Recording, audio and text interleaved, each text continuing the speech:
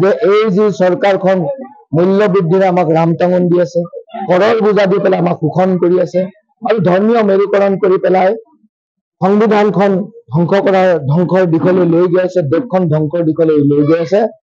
আশীৰ্বাদ দিছো আগুৱাই যোৱা, সংবিধান ৰক্ষা কৰা, আৰু তোমাক আশীৰ্বাদ দিছো তুমি বিপুল ভোটত তোমাক আগুৱাই লৈ যাম ৰাইজে, তেনেধৰণে আশীৰ্বাদ দিছো।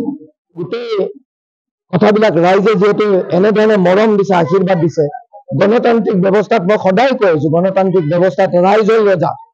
কিন্তু ৰাইজে যেতিয়া ইমান আশীৰ্বাদ দিছে, ৰাইজৰ আশীৰ্বাদত ফলাফল যথেষ্ট ভাল হ'ব বুলি আশাবাদী। নিৰ্দলীয় ব্যক্তিবিলাকৰ প্ৰশ্ন আপোনালোকে সুধি সুধি টিভিত কিয় কৈ থাকে মই নাজানো। আপোনালোক বিলাক তাতে আছিলে, আপুনি কওকচোন, আপুনিতো গৈছিলে, আপুনি কওকচোন সেইখন সভাত 50,000ৰ ওপৰত মানুহ ৰাস্তাই ঘাটে মানুহ নধৰা হৈছিল নে নাই? এওঁলোক হ'ল বহু বংশী, মই বৰ, মই জানো, মই চব, এনেকুৱা নেতাৰ কথা মই উত্তৰ দিবলৈ নাই। কোন? দুলু আহমেদ ডাঙৰীয়া। আপুনি এইটো প্ৰশ্নত দুলু আহমেদক যদি ভোট দিয়ে, ৰাইজক সোধক আপোনালোকে দুলু আহমেদক ভোট দিব নেকি? কোনোবা ৰাইজে ভোট দিব নেকি? এইবোৰ দুলু আহমেদৰ প্ৰশ্ন এৰকচোন। আহমেদ ফেক্টৰ নহয়। কালি দামপুৰত গৈছিলো, তেখেতৰ ঘৰ, তাতে বিহাৰৰ মানুহে কৈছে যে আমি মূৰ্খ নহয়, বাৰে বাৰে ভোটদান। আপোনালোকে দুলু আহমেদৰ কথা কিয় সুধি থাকে? এজন ৰাজনীতিৰ কাৰণে প্ৰশ্ন সোধা আৰম্ভ কৰক। এই কিছুমান তুলুঙা তৰল কথা ব্যক্তিৰ পিছফালে আপোনালোকে দৌৰি পেলাই তেনেকুৱা প্ৰশ্ন সোধা নকৰিব, ৰাইজে বেয়া পায়। আউৰীয়ে কাণখন লৈ যোৱা বুলি ক'লেই আমি প্ৰথমতে কাণখনত চুই চাওঁ। কোনোবাই কিবা কৈছে, সেই মন্তব্যৰ পিছে পিছে গৈ মই মন্তব্য দিম, তেনেকুৱা ব্যক্তি আমি নহয়। ৰাইজে দেখি আছে। আজি তেওঁ যে ক'লে, আমাৰ দলৰ শীৰ্ষ নেতৃত্বই CPM দলৰ নেতাক কি কৈছিলে জানে? যে এই তেওঁ CPM দলটোক নতুনকৈ জন্ম কোনে দিলে? সৰ্ব সমষ্টিত। এইটো সৰ্ব সমষ্টি হয় নাই? সৰ্ব সমষ্টিত CPMৰ ভোট কিমান আছিল? 16,000।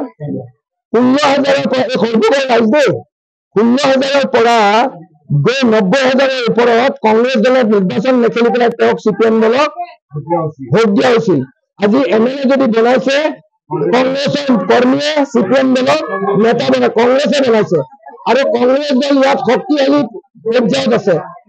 কংগ্ৰেছ দল ইয়াত শক্তিশালী পৰ্যায়ত আছে। আমাৰ 5জনকৈ বিধায়ক আছে, আমাৰ MP আছে, আমাৰ তৃণমূল পৰ্যায়ৰ কৰ্মী আছে। গতিকে কংগ্ৰেছ শক্তিশালী পৰ্যায়ত আছে।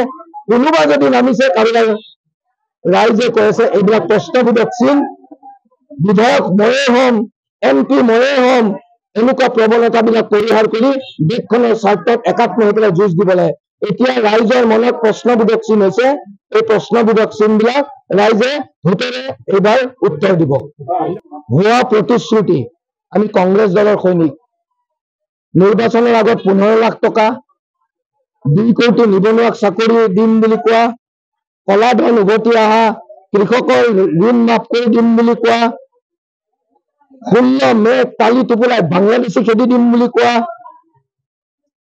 এতিয়া দৰমহা দিব পৰা নাই চৰকাৰী চাকৰিয়ালবিলাক, অংগনবাদী বাইদেউ, আশা কৰ্মীক, আকৌ তাৰপিছত হোৱা কথা লাখপতি বাইদেউ বনাম বুলি কোৱা, এইবিলাক প্ৰতিশ্ৰুতি আমি ৰাইজক নিদিওঁ। মোৰ বৰপেটালৈ মোৰ নিজা সপোন আছে, মই বৰপেটাৰ সন্তান, অসমীয়া ল'ৰা, বৰপেটালৈ মোৰ সপোন আছে। 10টা সমষ্টি আছে, 10টা সমষ্টিৰ বিভিন্ন ধৰণৰ সমস্যাৰাজি আছে, আৰু এই সমস্যাৰাজি পৰ্যায়ক্ৰমে সংসদত গৈ পেলাই আৰু ইয়াতে মানুহৰ লগত লগ লাগি পেলাই এই সমস্যাসমূহ সমাধান কৰিম। মানে ভাবিছিল নে ভবা নাছিল? ভাবিছিল নে ভবা নাছিল?